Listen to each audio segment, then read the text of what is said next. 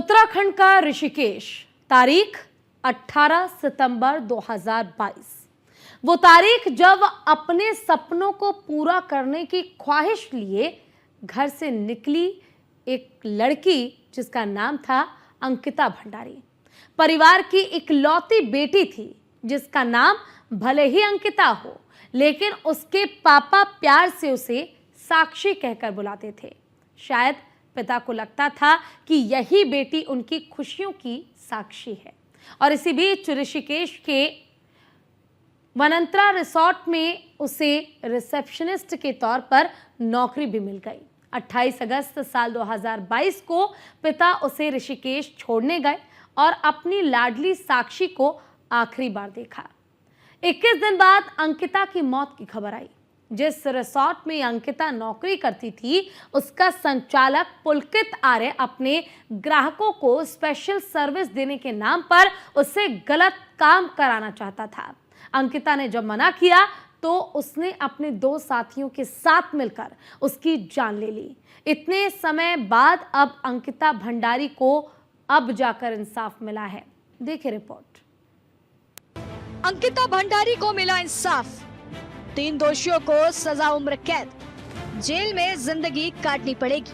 उत्तराखंड के बहुचर्चित अंकिता भंडारी हत्याकांड में भाजपा नेता और पूर्व मंत्री के बेटे पुलकित आर्य समेत 3 को कोर्ट ने उम्र कैद की सजा सुनाई है।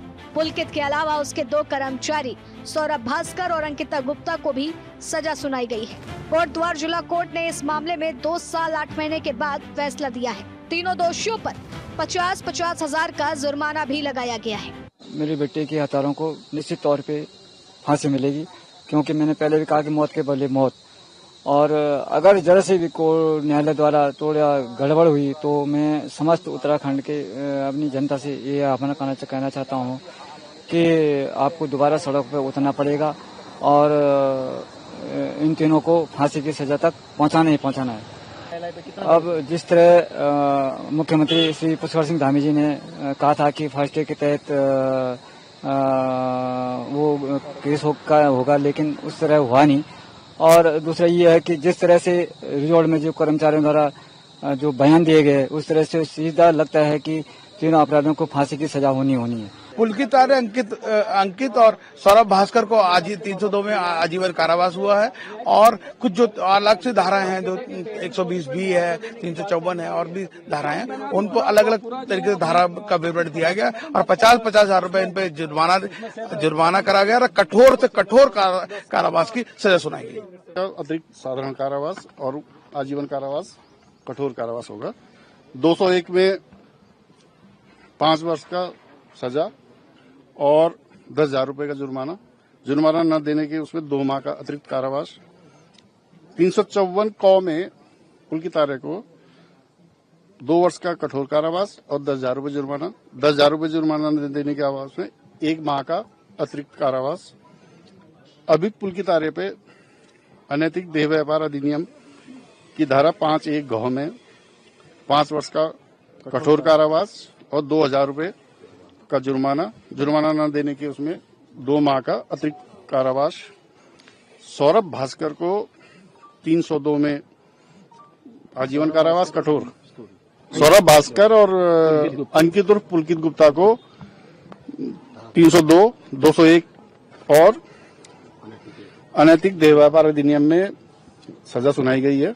सभी जितने भी हमारे साक्ष्य थे विवेचना के दौरान जो आए थे, उन सबको हमारे द्वारा साबित किया गया, जिससे अभियुक्त गण जो है अपराध के लिए दोष सिद्ध किए गए। पुलकित आर्य और सौरभ भास्कर, अंकित गुप्ता उर्फ पुलकित, इन पर 302 भारतीय दंड संहिता में 50,000 रुपए जुर्माना, आजीवन कठोर कारावास। आईपीसी के 201 में 10,000 रुपए जुर्माना और 5 वर्ष का कठोर कारावास। ये तीनों पे चल रहा है जो मैं अभी बता रहा हूँ। और धारा 5(1) अनैतिक व्यापार निवारण अधिनियम अपराध में 5 वर्ष का कठोर कारावास, 2,000 रुपए का जुर्माना। और जो पुलकित आर्य मुख्य अभियुक्त है, उस पर 354 का भारतीय दंड संहिता में 2 वर्ष का कठोर कारावास और 10,000 रुपए जुर्माना ये आरोपित किया। पूरा मामला जानिए। अंकिता वंतरा रिजॉर्ट में बतौर रिसेप्शनिस्ट काम करती थी। 18 सितंबर 2022 को अंकिता अचानक गायब हो गई थी। अंकिता के पिता ने रिजॉर्ट पहुंचकर कर्मचारियों से पूछताछ की थी। बेटी का पता नहीं चलने पर उन्होंने गुमशुदगी की रिपोर्ट दर्ज कराई।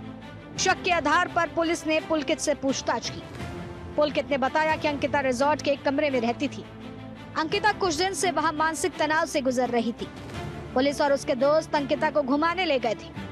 लौटकर सभी रिजॉर्ट में बने अलग अलग कमरों में सोने चले गए।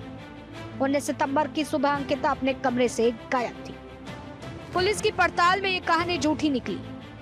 पुलकित के बाद पुलिस ने रिजॉर्ट के कर्मचारियों से पूछताछ की। कर्मचारियों ने बताया कि अंकिता पुलकित और उसके दोस्तों के साथ थी। घूमने के बाद अंकिता पुलकित और दोस्तों के साथ लौटकर नहीं आई। पुलिस ने रास्ते पर लगे हुए तमाम सीसीटीवी कैमरों के फुटेज चेक किए। सीसीटीवी कैमरों में साबित हुआ कि रिजॉर्ट से जाते समय कुल 4 लोग थे। सीसीटीवी कैमरों से चेक करने से पता चला कि वापस 3 ही लौटे। पुलकित की कहानी झूठ निकलते ही पुलिस का शक गहरा गया। उससे सख्ती से पूछताछ शुरू हुई। सोशल मीडिया पर भी उसकी तलाश के लिए कैंपेन चल रहा था। पुलिस ने शक के आधार पर पुलकित से पूछताछ की। आरोपी ने अंकिता को गंगा में धकेल देने के बाद कबूल की। इसके बाद रेस्क्यू एजेंसियों ने अंकिता का शव चिल्ला पावर हाउस के पास चिल्ला नहर से बरामद किया। पुलिस जांच में पता चला था कि पुलकित ने अंकिता भंडारी पर गलत काम करने का दबाव डाला था। रिजॉर्ट के मालिक पुलकित की बात का अंकिता भंडारी ने विरोध किया। नाराज पुलकित ने साथियों के साथ मिलकर अंकिता को नहर में धक्का दे दिया। पुलिस ने पुलकित, सौरभ और अंकित को गिरफ्तार कर जेल भेज दिया था।